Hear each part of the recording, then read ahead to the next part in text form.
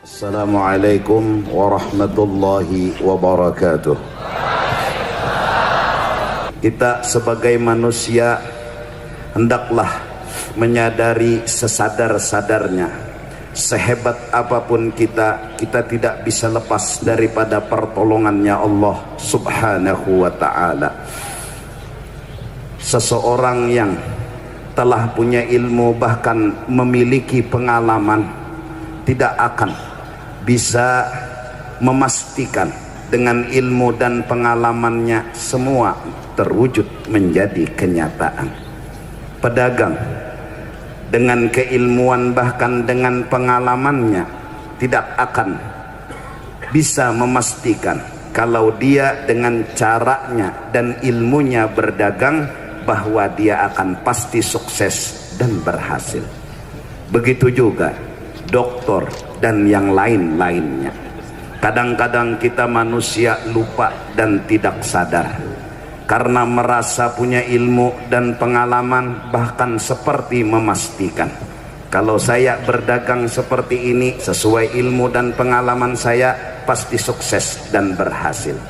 Kalau saya mengobati orang seperti ini dengan obat dan pengalaman yang saya miliki pasti sembuh dan berhasil.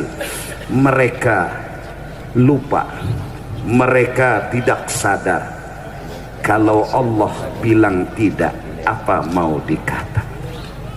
Bahkan ketika orang-orang merencanakan jahat kepada seseorang yang lain dengan ilmu dan pengalaman yang dia miliki, dia harus sadar ketika Allah bilang tidak, siapa yang bisa menolong?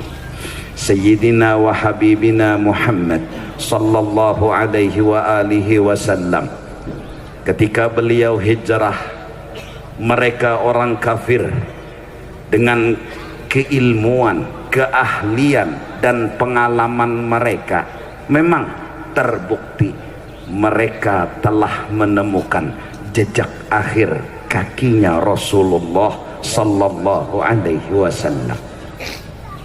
Mereka memang sedikit lagi waktu, seandainya mereka mau menunduk, terlihatlah Sayyiduna wa Habibuna Muhammad dan Sayyidina Abu Bakar Siddiq radhiyallahu anhu.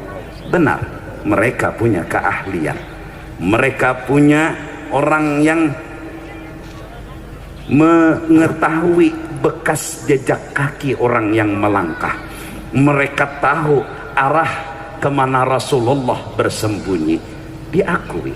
Tapi mereka lupa bahwa sehebat apapun mereka, sealim apapun mereka, kalau Allah bilang tidak, apa mau dikata. Allah pun menurunkan bala tentara menolong Sayyidina wa Habibina Muhammad hanya dengan sarang laba-laba dan burung dara.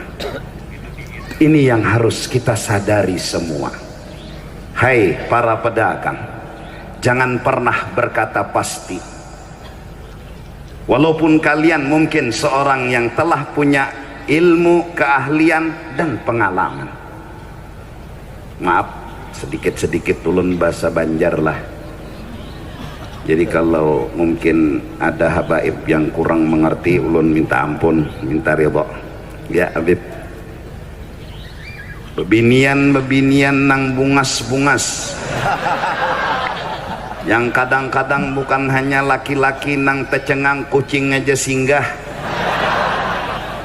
lalu modelnya dengan keadaan dan pengalaman yang dia miliki, dengan sombongnya dia berkata, kalau kayak seorang Niger siapa nang kada handak.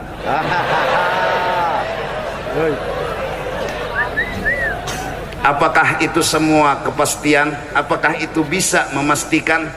Kalau Allah bilang tidak, siapa yang bisa membantu?